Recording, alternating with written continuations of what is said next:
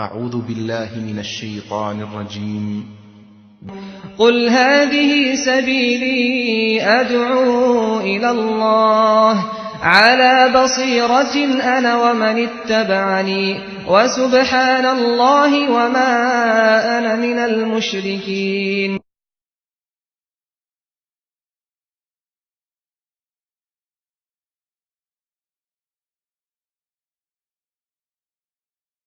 الحمد لله رب العالمين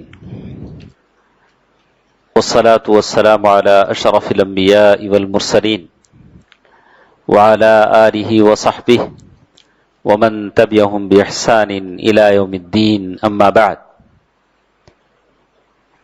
أعوذ بالله من الشيطان الرجيم. بسم الله الرحمن الرحيم. وإني لغفار لمن تاب وآمن وعمل صالحا ثم اهتدى.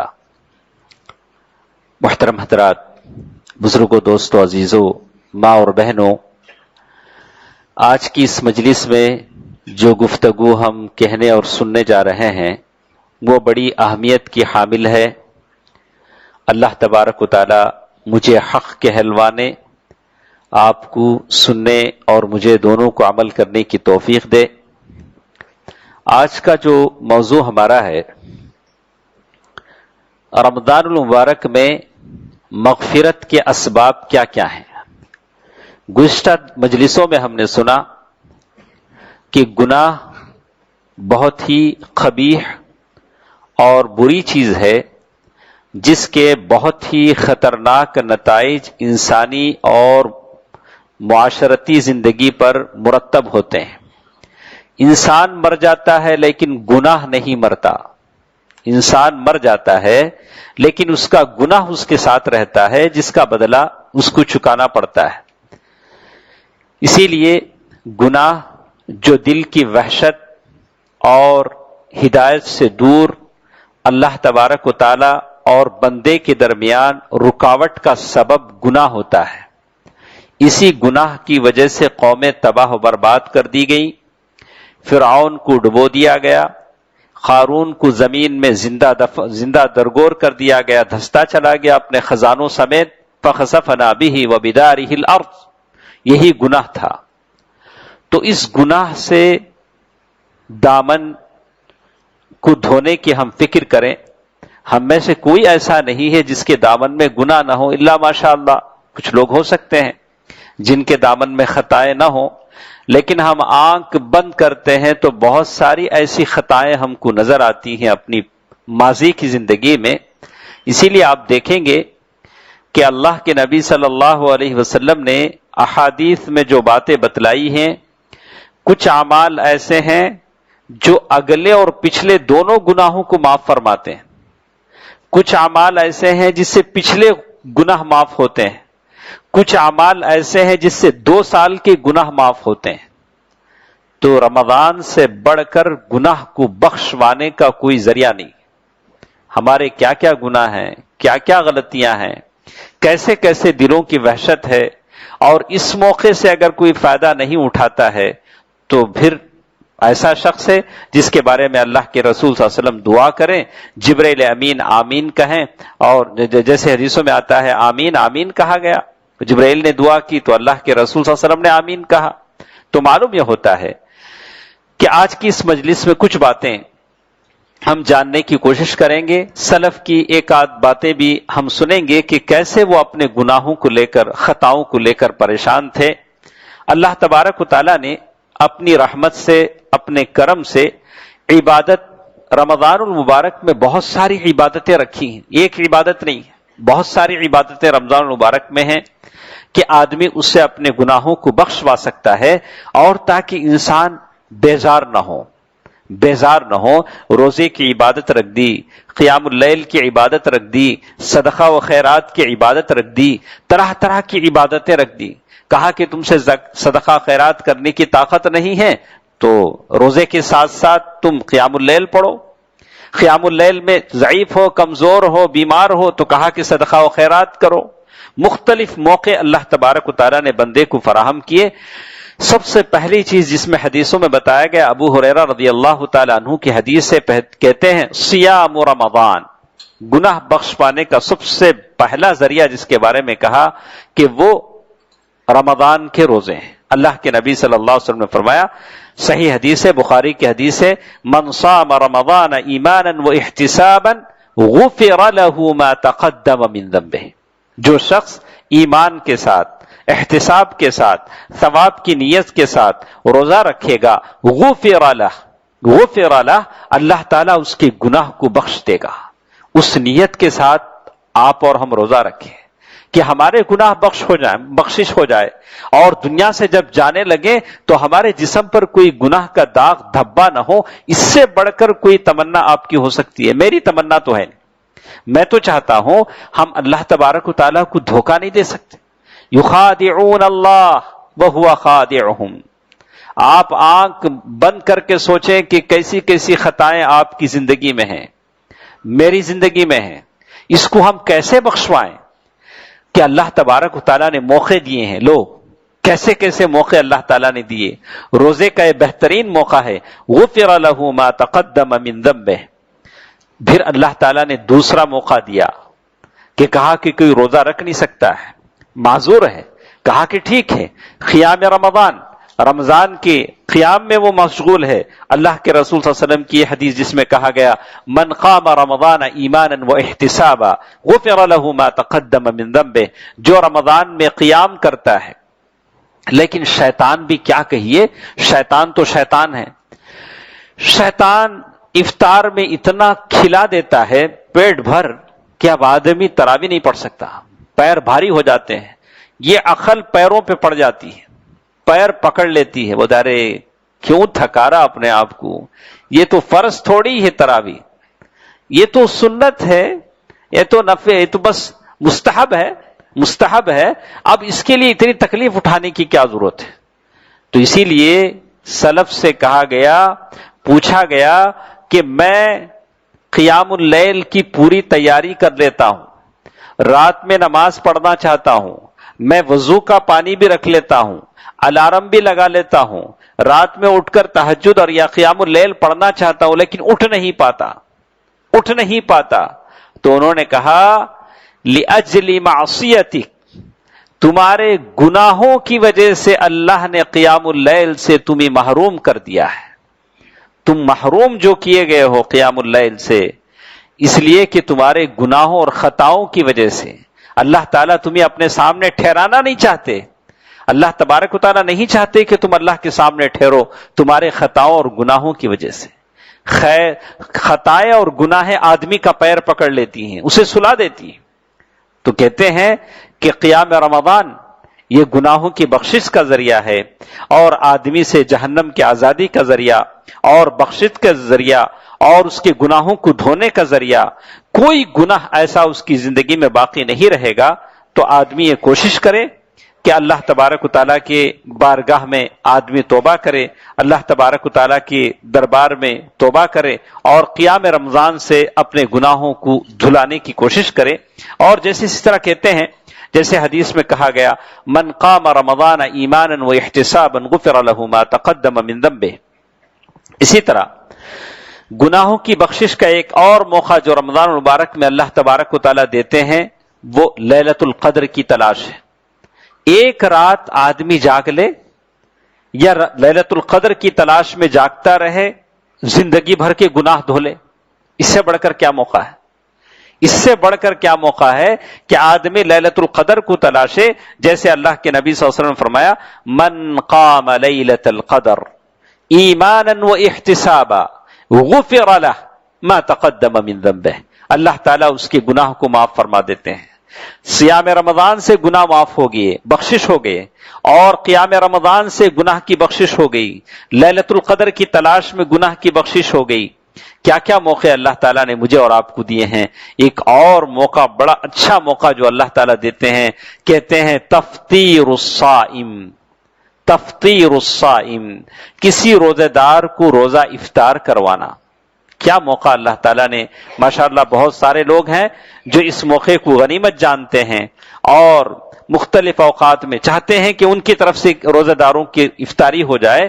کہتے ہیں اللہ کے نبی صلی اللہ علیہ وسلم نے اسی لیے کہا من فطر صائما فلہ مثل اجرہ، جو کسی روزہ دار کو روزہ افطار کرائے گا اس کے ثواب کے برابر اللہ تبارک و تعالیٰ اسے دیں گے. یہ گناہوں کی بخشش کا ذریعہ ہے. اللہ نے آپ کو دولت دیا ہے، پیسہ دیا ہے، تو آگے بڑھیے. ایک دن، 2 دن، جتنے دن آپ روزہ افطار کروا سکتے ہیں روزہ داروں کو روزہ افطار کروائیے. جتنی دولت اللہ تعالیٰ نے آپ کو دی ہے، جتنی طاقت آپ کر سکتے ہیں. اور یہ مت کہیے کہ ارے لوگ کرتے ہیں اب میری کیا ضرورت ہے. اب اگر ہر آدمی یہی سوچتا رہے گا تو کون کرے گا؟ بلا کہ وہ دے رہا ہے تو مجھے دینے کی کیا ضرورت ہے. تو ویسے ہوگا جیسے کہا کہ بس ہر ایک یہی سوچتا رہ جائے گا، وہاں ساری چیزیں خالی رہیں گی. تو آدمی اللہ کے نبی صلی اللہ علیہ وسلم کی اس رغبت پر اللہ کے نبی صلی اللہ علیہ وسلم نے جو صحابہ سے کہا من فطر صائما، ان غریب صحابہ سے اللہ کے نبی صلی اللہ علیہ وسلم نے یہ بات کہی. میری اور آپ کی بات تو دور کی ہے. اور اسی طرح گناہوں کی ایک بخشش کا ذریعہ رمضان المبارک میں خاص کر ذکر اللہ تبارک و تعالی، اللہ تبارک و تعالیٰ کا ذکر ہے، جس کے بارے میں اللہ تبارک و تعالیٰ نے کہا وَالذَّاكِرِينَ اللَّهَ كَثِيرًا وَالذَّاكِرَاتِ أَعَدَّ اللَّهُ لَهُمْ مَغْفِرَةً. ذکر کرنے والے مرد، ذکر کرنے والی عورتیں، أَعَدَّ اللَّهُ لَهُمْ مَغْفِرَةً، اللہ تعالیٰ نے ان کے لیے بخشش کو تیار کیا ہے. دوستو، ماں اور بہنوں، دیکھو کہاں کہاں اللہ تعالیٰ بخشش کی بات کر رہے ہیں. وہ اللہ، انسان جب گناہ کرتا ہے تو اللہ تعالیٰ بخشش کے وسائل مہیا کرتا ہے. آؤ، اللہ تبارک و تعالیٰ کو معلوم ہے کہ انسان گناہ کرتا ہے، ظلم ہے، جہول ہے، گناہ کرتا ہے، تو اللہ تبارک و تعالیٰ نے گناہ کے موقع فراہم کیے، مختلف اوقات دیے اور کہا کہ اللہ تبارک و تعالیٰ اللہ تبارک و تعالیٰ دن کے گناہ گاروں کو رات میں معاف کرتا ہے اور رات کے گناہ گاروں کو دن میں معاف کرتا ہے. لیکن یہ ساری حدیثیں، اللہ تعالیٰ نے جو جنت کا دروازہ کھول رکھا ہے وہ آپ ہی کے لیے ہے، میرے لیے ہے. جہنم کا دروازہ جو بند کر رکھا ہے وہ آپ ہی کے لیے، میرے لیے ہے، کہ تاکہ ہمیں جہنم سے بچائے. یہ کسی جانداروں، چرندوں، پرندوں کے لیے نہیں ہے. اللہ کے رسول صلی اللہ علیہ وسلم کی جو ساری بشارتیں ہیں کہ جنت کے دروازے کھول دیے گئے ہیں، یہ ساری بشارتیں آپ کے اور میرے لیے ہیں. اور اسی طرح کہا سوال اللہ الجنہ والاستعاذۃ من النار، آدمی اللہ تبارک و تعالیٰ سے جنت کا سوال کرے، جنت کو مانگے، اللہ تبارک و تعالیٰ سے جنت کو مانگے اور جہنم سے پناہ مانگنے کی کوشش کرے. جیسے کہتے ہیں کہ فَعْلَمْ أَنَّهُ لَا إِلَهَ إِلَّا اللَّهُ وَاسْتَغْفِرْ لِذَنْبِكَ. کہتے ہیں فَمِنْ أَعْظَمِ أَسْبَابِ الْمَغْفِرَةِ. امام ابن رجب رحمہ اللہ کہتے ہیں کہ استغفار کی سب سے بڑی اہم سبب، اس کے بارے میں انہوں نے کہا کہ فَمِنْ أَعْظَمِ اسْتِغْفَارِ أَسْبَابِ الْمَغْفِرَةِ فَإِنَّ الْإِسْتِغْفَارَ دُعَاءٌ بِالْمَغْفِرَةِ. آدمی اللہ تعالیٰ کے بارگاہ میں دعا کرے، اور روزے کی حالت میں، رمضان میں آدمی جب دعا کرتا ہے تو اس کی دعا قبول ہوتی ہے. وَدَعْوَةُ الصَّائِمِ مُسْتَجَابَةٌ. آدمی روزے کی حالت میں دعا کرتا ہے. اللہ اللہ، آج کے زمانے میں ایسے مصروفیات ہیں، ایسے وقت گزاری کے یہ ہیں، ایسی بلائیں ہیں، مصیبتیں ہیں، ہمارا وقت بالکل بیکار کاموں میں کٹ جاتا ہے، غیبتوں میں کٹ جاتا ہے، بہت ساری چیزوں میں کٹ جاتا ہے. بہت کم لوگ ہوتے ہوں گے جو دعا کو جن کو دعا کا وقت ملتا ہوگا. اللہ تعالیٰ ایسے لوگوں کو زیادہ کرے جو دعا کرتے ہیں. اسی لیے اللہ تبارک و تعالیٰ نے کہا کہ اگر روزے کی حالت میں، افطار کی حالت میں، روزے کی حالت میں دعا آدمی کو کرنا چاہے، دن بھر میں دعا کرے.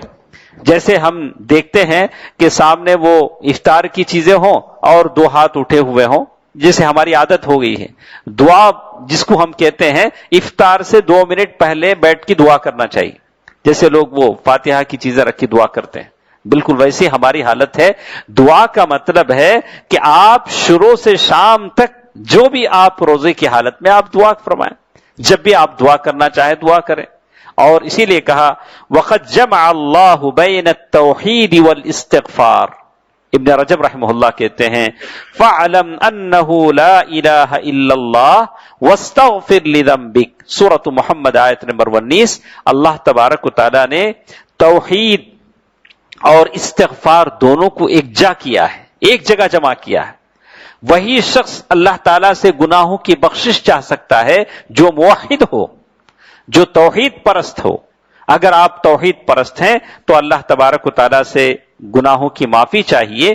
اور اسی طرح آدمی جو دعا کرتا ہے لیلۃ القدر کے موقع پر، جیسے عائشہ رضی اللہ تعالی عنہا نے کہا یا رسول اللہ، میں نے کہا کہ اللہ کے رسول صلی اللہ علیہ وسلم ارأیت ان علمت ای لیلہ لیلۃ القدر، اے اللہ کے نبی صلی اللہ علیہ وسلم مجھے معلوم ہو جائے کہ کون سی رات لیلۃ القدر کی رات ہے تو میں اس رات میں کیا کروں، کون سی دعا پڑھوں؟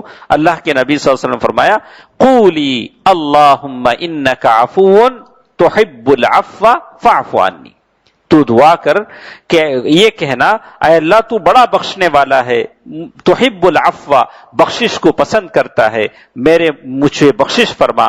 تو آدمی دعا کرے۔ اللہ کے نبی صلی اللہ علیہ وسلم نے اپنی چہیتی بیوی ام المؤمنین حضرت عائشہ رضی اللہ تعالی عنہا کو سکھلایا کیا کیا موقع ہیں اپنے گناہوں کو بخشوانے کے، روزہ، قیام اللیل، اور پھر آدمی تراویح کی نماز پڑھتا ہے، اور پھر خاص کر دعائیں کرتا ہے، لیلۃ القدر میں دعا کرتا ہے۔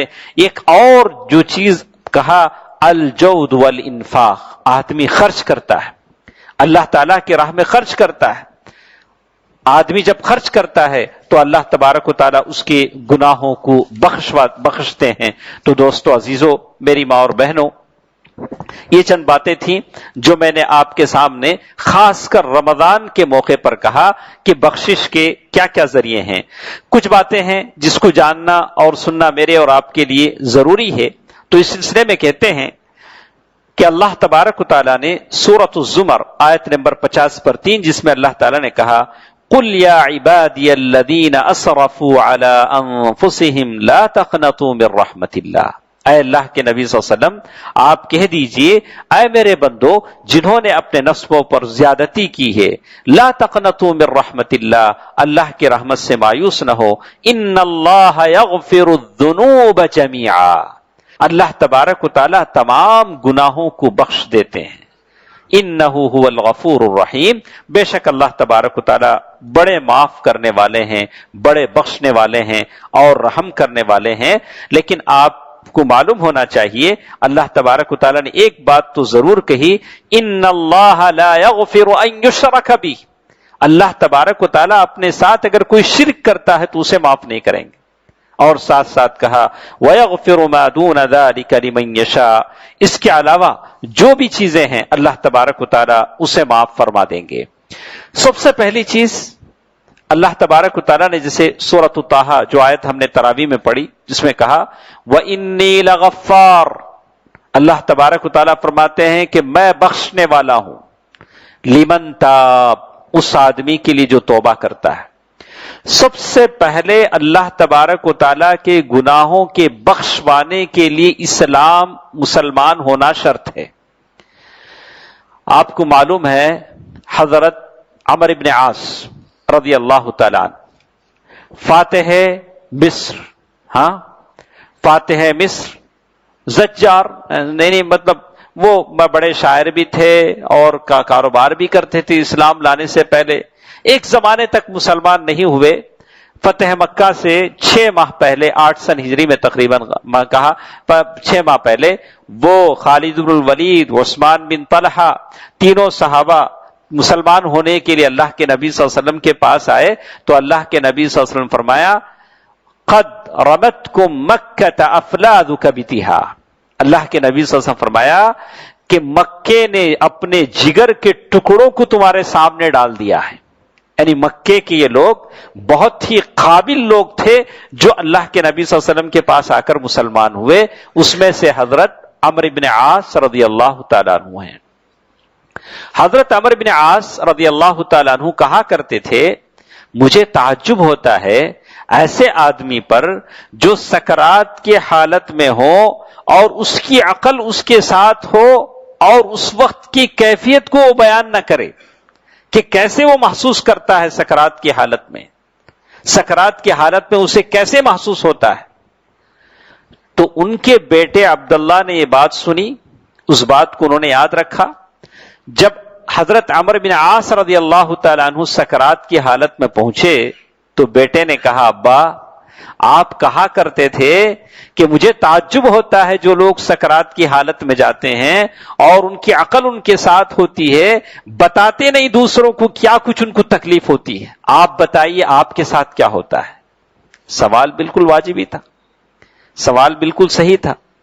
عمرو بن عاص رضی اللہ تعالیٰ عنہ نے فرمایا، بیٹے میں کیا کہوں، مجھے تو ایسا لگتا ہے کہ میرے گردن پر پہاڑ لا کر ڈال دیا گیا ہے اور میرے پیٹ میں وہ کانٹے چبو دیے گئے ہیں اور میری سانس سوئی کے ناکے سے نکل رہی ہے. سوئی کا جو ناکا ہوتا ہے، ابرہ سوئی، اس کے ناکے سے میری سانس نکل رہی ہے، یہی کیفیت میری ہے. دوستو، یہ کیفیت حضرت عمرو بن عاص رضی اللہ تعالیٰ عنہ کی ہے، جنہوں نے اللہ کے نبی صلی اللہ علیہ وسلم کے ساتھ جہاد کیا، ہجرت کی. ان کی موت کے وقت کی حالت یہ ہے، تو میرے اور آپ کے موت کی حالت کیا ہوگی، سکرات کی حالت کیا ہوگی. انہی کے بارے میں ان کے بیٹے عبداللہ کہتے ہیں، انتقال کا جب وقت آیا، سکرات کی حالت آئی، تو حضرت عمرو بن عاص رضی اللہ تعالیٰ عنہ اپنا چہرہ دیوار کی طرف موڑے رونے لگے، زار و قطار رونے لگے. تو بیٹے عبداللہ قریب آئے، کہا، ابا جان کیوں روتے ہیں؟ اللہ کے نبی نے آپ کو بشارتیں نہیں سنائی ہیں؟ آپ نے اللہ کے نبی صلی اللہ علیہ وسلم کے ساتھ ہجرت نہیں کی، جہاد نہیں کیا، جنگیں نہیں کی، کیا کیا بشارتیں؟ اللہ کے نبی صلی اللہ علیہ وسلم فرمایا کہ لوگ اسلام لائے، عمرو بن عاص ایمان لائے. کیسی بشارتیں آپ کو بتائی گئی؟ عمرو بن عاص رضی اللہ تعالیٰ عنہ نے فرمایا کہ بیٹے، میں 3 باتیں، میری زندگی کی 3 الگ الگ حیثیتیں اللہ کے نبی صلی اللہ علیہ وسلم کے ساتھ ہیں. پہلی حیثیت یہ کہ جب میں مسلمان نہیں ہوا، اللہ کے رسول صلی اللہ علیہ وسلم سے بڑی بغض، عداوت، نفرت مجھے تھی. اللہ کے نبی صلی اللہ علیہ وسلم کا چہرہ میں دیکھنا نہیں چاہتا تھا. اس حالت میں اگر میں مر جاتا تو پھر جہنم میرا ٹھکانہ ہو جاتا. پھر ایک زمانہ ایسا آیا کہ اللہ تبارک و تعالیٰ نے مجھے ہدایت دی.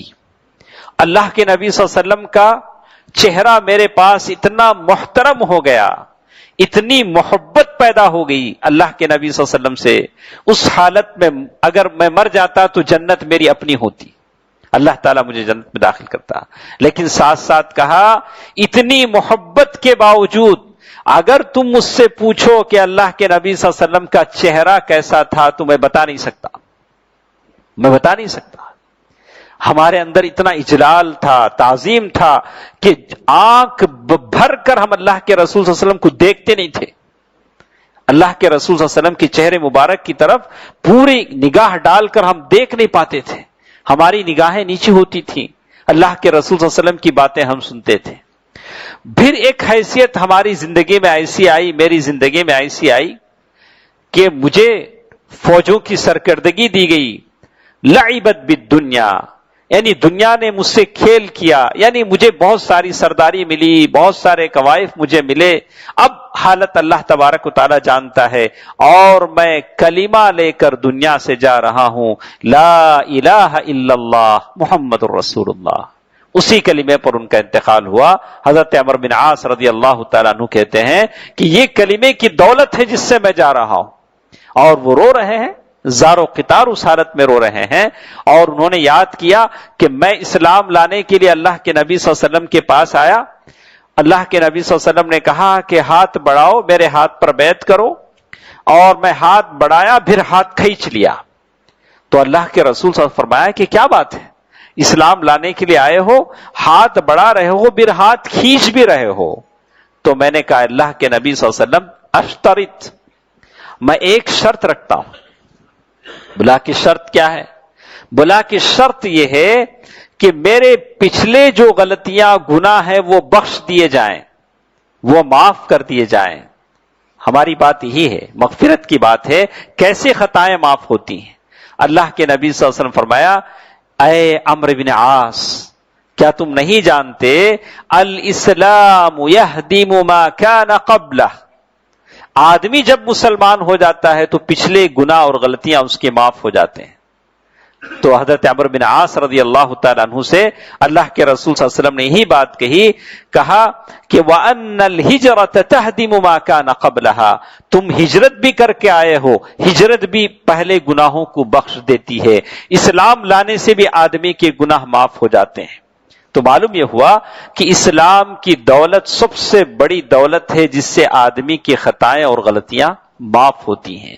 پہلے جو باتیں ہم نے سنی وہ رمضان میں خاص کر مغفرت کے اسباب تھے، یہ جو باتیں میں کہنے جا رہا ہوں یہ صرف ایسے ہیں جو عام گناہوں کی بخشش کا ذریعہ ہیں۔ اس میں سے اللہ کے نبی صلی اللہ علیہ وسلم نے ایک بات کہی، الحج المبرور، اگر کوئی ایسا حج کرتا ہے جیسے اللہ کے نبی صلی اللہ علیہ وسلم فرمایا کہ حج مبرور کیا ہوتا ہے، اللہ کے نبی صلی اللہ علیہ وسلم فرمایا من حج للہ، جو شخص ایسا حج کرے جو صرف اللہ کے لیے ہو، اس میں وہ گناہ کی بات نہ کرے اور ایسی گندی باتیں نہ کرے، وہ ایسے حج سے واپس آتا ہے جیسے اس کی ماں نے اس کو پیدا کیا ہو، رجع کیوم ولدته امہ، رواہ البخاری، بخاری کی حدیث ہے۔ تو آج کل کا جو حج ہے، بہت ساری عورتیں ہیں بنا اپنے محرم کے حج پر چلی جاتی ہیں عورتوں کے ساتھ، یا جھوٹ موٹ کسی کو بنا لیتی ہیں، یا بہت سارے ہیں العیاذ باللہ شہرت کے لیے یا نام و نمود کے لیے، ریاکاری کے لیے۔ کہا کہ ان تمام سے ہٹ کر جو حج مبرور ہوتا ہے وہ گناہوں کو بخش پاتا ہے، آدمی بالکل ایسے پاک صاف ہو جاتا ہے جیسے اس کی ماں نے اسے جنم دیا ہو۔ اسی طرح ایک اور چیز جو بتائی گئی، الذکر عند سماع الاذان، آدمی اذان سنتا ہے، یہ بہت بڑی چیز ہے۔ ہم میں بہت سارے ایسے ہیں جو اس کا احتیاط نہیں کرتے ہیں، التزام نہیں کرتے ہیں، اذانیں ہوتی ہیں لیکن اذان کی جواب دینے کی توفیق نہیں ہوتی۔ بہت کم لوگ ہیں، اللہ ماشاء اللہ، جو اذان سنتے ہیں، تردید المؤذن، یعنی مؤذن کے اذان کا جواب دیتے ہیں۔ اللہ کے نبی صلی اللہ علیہ وسلم نے فرمایا من قال حین یسمع المؤذن، جو شخص مؤذن کو اذان دیتے ہوئے سنے اور اس وقت وہ دعا پڑھے، اذان کے بعد دعا پڑھے، ایک تو تردید ہے، اذان کے ساتھ جیسے مؤذن کہتے ہیں ویسے کہیں، اس کے بعد آپ یہ دعا پڑھیں جیسے اللہ کے نبی صلی اللہ علیہ وسلم فرمایا اشہد ان لا الہ الا اللہ وحدہ لا شریک لہ واشہد ان محمدا عبدہ ورسولہ رضیت باللہ ربا وبالاسلام دینا وبمحمد یعنی غفر لہ ما تقدم من ذنبہ۔ اس حدیث میں دو ہی الفاظ ہیں جو امام مسلم کی روایت ہے، رضیت باللہ ربا وبمحمد رسولا وبالاسلام دینا، یعنی میں راضی ہوا اللہ تعالیٰ کو بطور رب کے اور اسلام کو، اللہ کے نبی صلی اللہ علیہ وسلم کو رسول کے، اسلام کو بطور دین کی، یہ تین باتیں۔ کہا کہ یہ دعا اور یہ آدمی پڑھ لیتا ہے تو اللہ تعالیٰ اس کی خطاؤں کو معاف فرماتے ہیں۔ دوستو، ماں اور بہنوں، کیسے کیسے گناہوں کے تھیلے میرے اور آپ کے پیٹھ پر ہیں، یہ بوجھ تو ہلکا ہو، کاندھے جھک رہے ہیں گناہوں سے۔ یہ اور بات ہے کہ آدمی بھول جاتا ہے، آدمی بھولنے والا ہے، انسان نسیہ سے ہے اور آدمی بھولتا بھی ہے۔ یہ آپ بات کہیں گے انسیت سے ہے یا کہا کہ آدمی گناہ کرتا ہے، خطا کرتا ہے، بھول جاتا ہے، لیکن وہ ایک ایک کر کے اس کے پیٹھ پر گناہوں کا بوجھ لدا جاتا ہے اور وہ بوجھ تلے کچلا جاتا ہے۔ تو آدمی استغفار کے اسباب کو اختیار کرے، کم از کم اذان کے بعد کی ان دعاؤں کو پڑھ لے، اذان سنے اور گناہ بخش والے۔ اور اسی طرح ایک اور چیز کہا، من وافق تامینہ تامین الملائکہ، آمین کہنا۔ جتنے یہاں بیٹھے ہیں ایک بار آپ سوچیں کہ کتنی مرتبہ ہم سورہ فاتحہ کے بعد آمین کہتے ہیں۔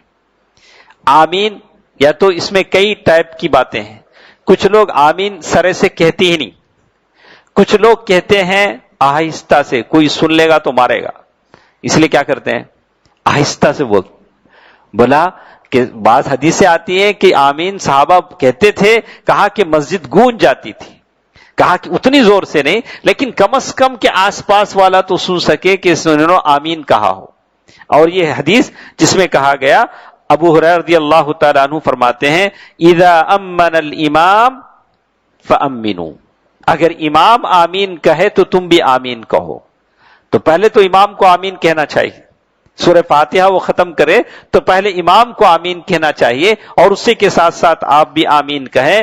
فإنه من وافق تامینہ تامین الملائکہ، اس لیے کہ فرشتے بھی آمین کہتے ہیں، اور فائدہ کیا ہوگا؟ غفر له ما تقدم من ذنبہ، اللہ، بات وہی آتی ہے، تمہارے پچھلے گناہوں کو اللہ تعالیٰ معاف فرما دے گا۔ اللہ، ہماری ساری تگدو، ہماری یہ خیراتیں، ہمارا یہ صدقہ، ہمارا یہ اٹھنا بیٹھنا، اللہ کو یاد کرنا، اللہ اللہ کہنا، گناہوں کو بخشوانے ہی کے لیے تو ہے کہ ہمارے گناہ بخش جائیں۔ کل حشر کے میدان میں آپ کا میرا نام لے کر اللہ تعالیٰ پکاریں، اور سارا حشر کا میدان ہو اور حشر کی پریشانیاں ہوں، ایک ایک گناہ عرض محشر میں ہمارے سامنے گنایا جائے، ہمارے سامنے وہ بچے ہوں، بیوی ہو جو آپ کو بڑا ولی اللہ سمجھتی تھی، ہمارے بچے بڑا ولی اللہ سمجھتے تھے کہ ہمارے ابا بڑے ولی اللہ ہیں، لیکن ایک ایک خطائیں غلطیاں وہاں پڑھ کر سنائی جائیں، اس سے بڑھ کر سبکی اور ذلت کی بات کیا ہو؟ معاشرے کے لوگ سمجھتے ہوں کہ میں سفید پوش ہوں، بڑا سفید پہنتے ہیں، اوپر سفید ہے اندر بھی سفید ہوگا۔ اب حشر کے میدان میں پتا چلے گا کہ کون کتنا سفید ہے۔ اسی لیے سلف کہتے ہیں اللہ کا شکر کیجئے، اللہ کا شکر کیجئے کہ گناہوں کی بدبو نہیں ہوتی جیسے پسینے کی بدبو ہوتی ہے۔ پسینے کی جیسے بدبو ہوتی ہے ویسے گناہوں کی بدبو نہیں ہوتی۔ اگر ویسے گناہوں کی بدبو ہو جائے کوئی سلام تک نہیں کرے گا۔ جیسے آدمی گناہ کرے اس کے جسم سے بدبو آ جائے، معلوم ہو جائے کہ یہ گناہ گار ہے۔ وَلَوْ يُؤَاخِذُ اللَّهُ النَّاسَ، اللہ تعالیٰ ہے، اللہ تبارک و تعالیٰ ستار ہے، میرے اور آپ کے خطا کی پردہ پوشی کرتا ہے، اور ساتھ ساتھ مغفرت کے اسباب بھی دیتا ہے۔ گناہ پر گناہ کرتے جاتا ہے، میں تیرے گناہ کو چھپاتے جاتا ہوں اور اسباب بھی فراہم کرتے جاتا ہوں، جا اللہ تعالیٰ کی بارگاہ میں تیری بخشش کروا لے، گناہ معاف کروا لے۔ کل حشر میں آئے گا کہیں ایسا نہ ہو کہ ذلت اور اس کا تجھے بھگتنا پڑے۔ اور جیسے حدیثوں میں آتا ہے اللہ کے پاس آدمی آئے گا بھی تو اللہ تعالیٰ اسے بالکل آہستگی کے ساتھ کہیں گے میرے بندے کیا تو نے یہ سارے کام کیے تھے، اور تو نے یہ سارے کام کیے تھے؟ اللہ تعالیٰ اس سے اقرار کروائے گا تو کہتے ہیں کہ آمین کہنا، جیسے حدیث میں بتایا گیا، بخاری مسلم کی حدیث ہے، آمین بولیے، اپنے گناہ کو بخشوائیے۔ اور اسی طرح کہا من وافق قولہ سمع اللہ لمن حمدہ، رکوع میں جانے کے بعد، رکوع سے اٹھنے کے بعد امام سمع اللہ لمن حمدہ کہتا ہے تو آدمی کہے اللہم ربنا لک الحمد، اللہم ربنا لک الحمد۔ آدمی یہ کہتا ہے تو یہ بھی اس کے گناہ کے بخشوانے کا ذریعہ ہے، جیسے امام بخاری اور مسلم کی حدیث ہے، اس سے بھی گناہ معاف ہوتے ہیں۔ دوستو عزیزو، یہ باتیں میں اس لیے کہہ رہا ہوں کہ اس پر ہم دھیان نہیں دیتے ہیں، توجہ نہیں دیتے ہیں، ہم سمجھتے ہیں کہ یہ معمولی کام ہے۔ اللہ اکبر، گناہ کو بخشوانا کوئی معمولی کام ہے؟ گناہ کی بخشش کا ذریعہ اللہ دے رہے ہوں، اس ذریعے کو ہم استعمال نہیں کر رہے ہوں، اس سے بڑھ کر غباوت، بے عقلی کیا کہیے، اس سے بڑھ کر حماقت کیا کہیے کہ اللہ تبارک و تعالیٰ کیسے کیسے معمولی چیزیں دے رہے ہیں کہ تم آمین کہہ لو، ربنا ولک الحمد کہہ لو، عزا کے بعد کی دعا پڑھ لو، ہم تمہارے گناہوں کو بخشوا دیتے ہیں۔ کیسے کیسے کام ہے۔ اور اس سے بھی بڑھ کر کہا صلاۃ رکعتین، 2 رکعت نماز، 2 رکعت نماز پڑھ لو۔ اللہ کے نبی صلی اللہ علیہ وسلم فرماتے ہیں من توضأ، جو شخص وضو کر لے، فاحسن الوضوء، اچھی طرح وضو کرے۔ اچھی طرح وضو کرنے کا مطلب کیا؟ کہ بسلری واٹر سے وضو کرنا۔ کیا کرنا مطلب؟ اچھی طرح وضو کرنے کا مطلب کیا ہے؟ مطلب کہ جیسے ارکان ہیں احتیام کے ساتھ کہ سارے اعضاء آپ دھوئیں، کوئی سوکھا پن باقی نہ رہے، رگڑ کر دھوئیں، سکون کے ساتھ دھوئیں، اس کے ساتھ دھوئیں۔ آدمی ایسے دھو لیتا ہے ثم صلى ركعتين لا سهو فيهما، 2 رکعت نماز پڑھتا ہے اور وہ 2 رکعت میں کوئی بھول چوک نہیں ہوتی، کوئی ادھر ادھر نہیں دیکھتا، تو اللہ تبارک و تعالیٰ اس کے گناہ کو بھی بخشتے ہیں۔ اللہ اکبر۔ 2 رکعت گناہ کی بخشش کا ذریعہ بن جاتے ہیں۔ اور حدیث امام احمد کی روایت ہے، شیخ البانی رحمہ اللہ نے حدیث کو حسن بتایا ہے، تو 2 رکعت آدمی پڑھے، 2 رکعت آدمی رباب اللہ اللہ، اس کا یہ مطلب نہیں ہے کہ آدمی سوچے کہ ارے گناہ بخشوانا تو بڑا آسان ہے، پھر گناہ کرنے میں جرأت کیوں نہ ہو، ایسا نہیں، اس کا یہ مطلب نہیں ہے۔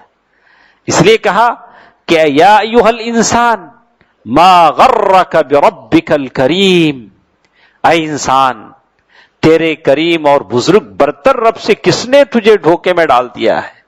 تم یہ نہ سمجھو کہ گناہ معمولی ہے، تم یہ سمجھو کہ کس بڑے رب کی مخالفت تم کر رہے ہو، اس سے ڈرو، یہ مت ڈرو کہ گناہ معمولی ہے، چھوٹا ہے، نہیں، کس بڑے رب کی مخالفت کر رہے ہو۔ الذی خلقک فسواک فعدلک فی ای صورت ما شاء رکبک۔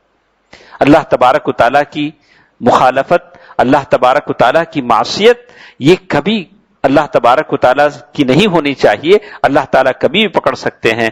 اور اسی طرح الاجتماع، اور اسی طرح کہا کہ آدمی حجر اسود کو چھوتا ہے، رکن یمانی، جیسے اللہ کے نبی صلی اللہ علیہ وسلم کی حدیث سے شیخ البانی نے صحیح بتایا ہے، حجر اسود کو چھونا اور رکن یمانی کو چھونا، یہ بھی خطاؤں کو دھل دیتے ہیں، خطاؤں کو معاف فرما دیتے ہیں۔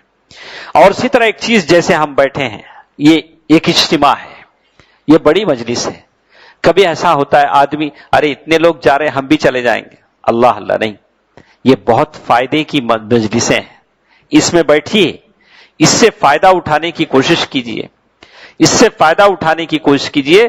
مجھے اللہ کے نبی صلی اللہ علیہ وسلم کی بات پر یقین ہے، آپ کو بھی یقین ہونا چاہیے۔ سہل بن حنظلہ رضی اللہ تعالیٰ عنہ صحابی ہیں، وہ کہتے ہیں قال رسول اللہ صلی اللہ علیہ وسلم، اللہ کے رسول صلی اللہ علیہ وسلم نے فرمایا، مجتمع قوم علی ذکر، جہاں تھوڑے لوگ اللہ کے ذکر پر جمع ہوتے ہیں، بیٹھے، کتنی باتیں ہم نے سنی، یہ کوئی کہانیاں تھیں جو میں نے بیان کی، یا میری کوئی پرانے قصے کہانیاں تھیں، اللہ کی بات، اللہ کے نبی صلی اللہ علیہ وسلم کی بات ہم نے سنی۔ کہتے ہیں کہ جہاں کچھ لوگ بیٹھے ہوں اللہ تعالیٰ کے ذکر پر، فتفرقوا، اور وہاں سے اٹھ کر جانے لگیں، الا قیل لہم، اب جب وہ جانے لگتے ہیں تو ان سے کہا جاتا ہے، قوموا مغفورا لکم، قوموا، اے اللہ کے بندو جاؤ، اب تک بیٹھے ہو، جا رہے ہو، مغفورا لکم، اللہ نے تمہیں بخش دیا ہے۔ اللہ، مجلس میں بیٹھے، اٹھ کر جانے لگے، اور جب بیٹھے تو ہم گناہوں کے بوجھ تلے دبے تھے، جب اٹھ کر جانے لگے تو بخشش کی دولت لے کر جانے لگے۔ اس سے بڑھ کر کیا سعادت ہے؟ اس سے بڑھ کر کیا سعادت آپ کو چاہیے؟ کیا دولت چاہیے کہ اللہ کی ذکر کی مجلس میں بیٹھیں، جب جانے لگیں، اور کہنے والا بھی ایسے کوئی نہیں ہے، کہنے والا بھی بڑا سچا ہے، ومن اصدق من اللہ قیلا، اور اللہ سے سچا کوئی نہیں ہو سکتا، اور اس کی طرف سے کہا جا رہا ہے، قوموا مغفورا لکم، اے میرے بندو جاؤ، میں نے تمہیں بخش دیا ہے۔ رواہ احمد وصححہ الالبانی، انس رضی اللہ تعالیٰ عنہ کی حدیث ہے، الا ناداہم مناد من السماء، آسمان سے ایک پکارنے والا پکارتا ہے، قوموا مغفورا لکم، اے بندو جاؤ، میں نے تمہیں بخش دیا ہے۔ ایک اور چیز گناہ جس سے بخشے جاتے ہیں، مغفرت کے جو اسباب ہیں، وہ انسان کی بیماری ہے، انسان کی بیماری ہے، جو آج کل کے زمانے میں ایک عام وبا ہے، ہر شخص بیماری کو لے کر پریشان ہے، چھوٹی موٹی، ہر شخص، کوئی ایسا انسان نہیں ہے جو کہے کہ میں بالکل فٹ ہوں، مجھے کوئی شکایت نہیں۔ منیمم کسی کو سر کا درد ہے، کسی کو بی پی ہے، شوگر ہے، اللہ تعالیٰ ہر ایک کو شفایابی کی دولت نوازے، کچھ نہ کچھ شکایتیں لوگوں کی ہیں۔ تو اس سلسلے میں کہا، ابو امامہ رضی اللہ تعالی عنہ فرماتے ہیں، کہا قال رسول اللہ صلی اللہ علیہ وسلم. شیخ البانی رحمہ اللہ نے اس حدیث کو صحیح بتایا ہے. امام بخاری رحمہ اللہ نے ادب المفرد میں اس حدیث کو روایت کیا، کہتے ہیں کہ قال رسول اللہ صلی اللہ علیہ وسلم ان العبد اذا مرض، بندہ جب بیمار ہو جاتا ہے، بندہ جب بیمار ہو جاتا ہے، اوحى اللہ الی ملائکتہ، اللہ تعالیٰ اپنے فرشتوں کی طرف وحی کرتے ہیں، کہتے ہیں انا قیدت عبدی بقید من قیودی، میں نے اس بندے کو قید کیا ہے. فإن اقبضہ، جب اگر اس بندے کو اس بیماری میں وفات دے دوں، اس کو میں وفات دے دوں تو میں اس کو بخش دے دیتا ہوں. وإن اگر میں اس کو عافیت دے دوں تو کہتے ہیں تو اس پر کوئی گناہ نہیں ہے. تو معلوم یہ ہوا کہ انسان جب بیمار ہوتا ہے، کہا کہ اس کی بہت ساری کیفیتیں ہوتی ہیں، کھڑے ہو کر نماز نہیں پڑھ سکتا، بیٹھتا ہے، یا بہت ساری ہیں. کہا کہ اللہ تبارک و تعالیٰ کی طرف سے ہے، اللہ تبارک و تعالیٰ اس کے گناہوں کو معاف فرماتے ہیں.